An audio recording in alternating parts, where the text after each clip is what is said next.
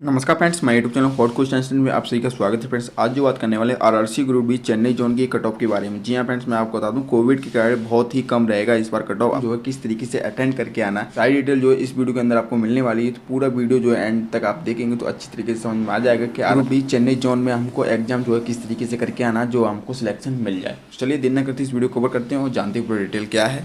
तो इससे पहले जो है मैं RRB group D Chennai zone की 2018 में जो वैकेंसी आई थी उसके बारे में थोड़ा डिटेल बता देता हूँ। उससे हमको थोड़ा एनालाइज हो जाता है कि आरआरसी 2021 में जो वैकेंसी आई है उसमें हमारा और 2018 में वैकेंसी में थोड़ा क्या फ़र्क है। तो मैं आपको बताऊँ टोटल जो वैकेंसी थी आपकी 2018 में आरआरसी ग्रुप डी देखिए आरआरसी नहीं था उस टाइम, जो है आपका आरआरबी ग्रुप डी था। इस बार जो है आरआरसी आपका एग्जाम करा रहा है। तो मैं आपको बता दूं आरआरबी ग्रुप डी में जो आपकी वैकेंसी निकली थी आपकी 2979 आपकी टोटल जो है वैकेंसी निकली थी। अगर टोटल एप्लीकेशन फॉर्म की तो टोटल एप्लीकेशन फॉर्म जो आपके आए 8.7 लाख आपके लगभग इतने एप्लीकेशन फॉर्म आए थे। अगर बात करें पर सीट कंपटीशन की तो पर सीट का कंपटीशन जो था आपका 2 से 92 पर सीट का कंपटीशन था। ये 2018 की वैकेंसी के बारे में बात हो रही है। जब 2018 की आपकी ग्रुप डी की वैकेंसी आई थी उस टाइम आपकी वैकेंसी जो थी आपकी 2979 आपकी टोटल वैकेंसी थी। अगर बात करें पर सीट कंपटीशन की तो पर सीट कंपटीशन जो था आपका 2 से 92 पर सीट कंपटीशन था। देखिए 2 से 92 पर सीट के कंपटीशन के बाद जो है आपका आरआरबी ग्रुप डी की 2018 की चेन्नई जोन की कट ऑफ जो है कितनी गई थी वो भी हम देख लेते हैं। रीजन बाई कट ऑफ देखते हैं कितनी कट ऑफ गई थी। चलिए इसमें आपको बता दूं ये कट ऑफ जो है आरआरबी ग्रुप डी 2018 की वैकेंसी का कट ऑफ है। देखिए जनरल कैटेगरी का जो कट ऑफ था वो आपका 71.53 आपका कट ऑफ गया था।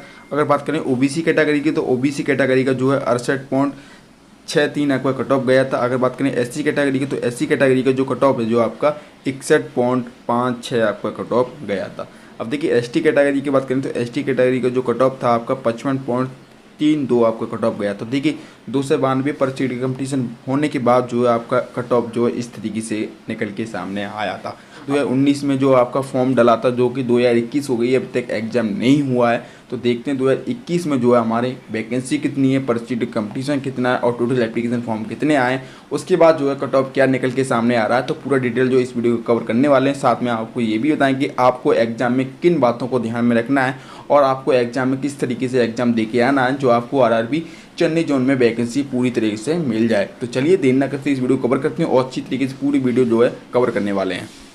बात करें RRC group D Chennai zone की कट ऑफ की तो मैं फ्रेंड्स मैं आपको बता दूं इससे पहले मैं आपको टोटल वैकेंसी बता देता हूं। टोटल वैकेंसी जो है आपकी 9,579 आपकी टोटल वैकेंसी है। अगर बात करें टोटल एप्लीकेशन फॉर्म की तो टोटल एप्लीकेशन फॉर्म जो आपके 9,04,590 आपके टोटल एप्लीकेशन फॉर्म है। अगर बात करें पर सीट कंपटीशन की पर सीट का कंपटीशन जो है आपका 94 है। देखिए उस पर सीट कंपटीशन से और इस बार पर सीट के कंपटीशन तो बहुत ज़्यादा अंतर है। तो इस बार क्या है, देखिए आपके पास एकदम गोल्डन चांस है। देखो 94 पर सीट कंपटीशन उस टाइम क्या था 2018 में आपके 2 से 92 पर सीट कंपटीशन था। तो मेरे हिसाब से कहीं ना कहीं आपका 3 गुना आपका कंपटीशन जो है कम हो गया है। तो इस बार आपका मौका है, तो आपको किन चीज़ों में ध्यान रखना है तो वो भी हमें आपको बताएंगे। देखो पर सीट कंपटीशन जो आपका 94 उस टाइम का 292, तो इस बार जो है आपके पास मौका है। अगर आपने चेन्नई जोन से एप्लीकेशन फॉर्म भरा है तो मेरे हिसाब से जो है आपको मौका है ग्रुप डी का सिलेक्शन लेने का। तो पूरा डिटेल जो हम आपको बताने वाले हैं, साथ में आपको कट ऑफ भी बताएंगे। उसके बाद जो है हम आपको ये भी बताएंगे आपको क्या है गोल्डन चांस। आप देखिए आरआरसी ग्रुप डी 2021 की कट ऑफ के बारे में बात करेंगे तो देखिए जनरल कैटेगरी का जो कट ऑफ है वो आपका 53 से 58 के बीच में जाएगा, इससे ज़्यादा कट ऑफ नहीं जाएगा।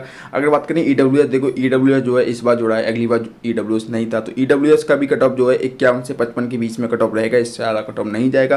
अगर बात करते हैं ओबीसी कैटेगरी की तो ओबीसी कैटेगरी का जो कट ऑफ है आपके 55 से 60 के बीच में रहेगा, इससे ज़्यादा कट ऑफ नहीं जाएगा। अब कुछ स्टूडेंट बोलेंगे सर आपने जनरल कैटेगरी का जो कट ऑफ है कम किया है और ओबीसी कैटेगरी का कट ऑफ जो है ज़्यादा कर दिया। तो मैं आपको बता दूं ऐसा होता है कि देखो वैकेंसी के ऊपर होता है, किस तरीके की वैकेंसी उस हिसाब से कट ऑफ जो है आपका मेंटेन करता है। तो देखिए आपके 55 से 60 के बीच में रहेगा, ज़्यादा कट ऑफ नहीं जाएगा।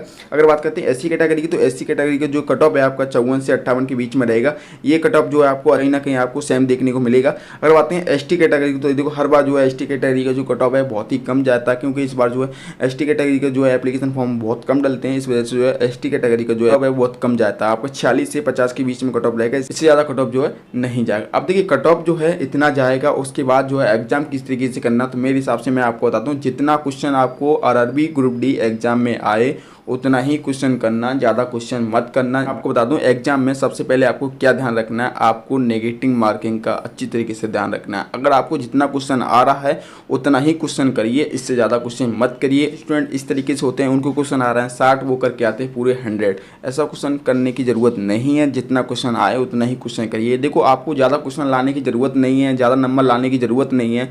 आप जो है बहुत ही कम नंबरों में आप पास हो सकते हैं। तो आप जो है मिनिमम क्वेश्चन करके आइए। हाँ, मैं हिसाब से कहता हूँ अगर आपको 100 में 100 आ रहे हैं तो आप 100 करके आइए, आपको रोक कौन रहा है। अगर आपको आ ही नहीं रही है उसके बावजूद भी आप 100 करके आ रहे हैं तो ये आप कहीं ना कहीं आप सिलेक्शन से बाहर होने के खुद ही चांस कर रहे हैं। तो आपको इन चीज़ों को ध्यान में रखना है। और आप कुछ और जानकारी लेना चाहते हैं तो मुझे कमेंट सेक्शन में बात कर सकते हैं, मैं आपको खुला बात करूंगा, अच्छी तरीके से बात करूंगा, तो क्लियर आपको समझ में हो जाएगा। नमस्कार, अगली वीडियो के माध्यम से फिर मिलने वाले हैं आपको।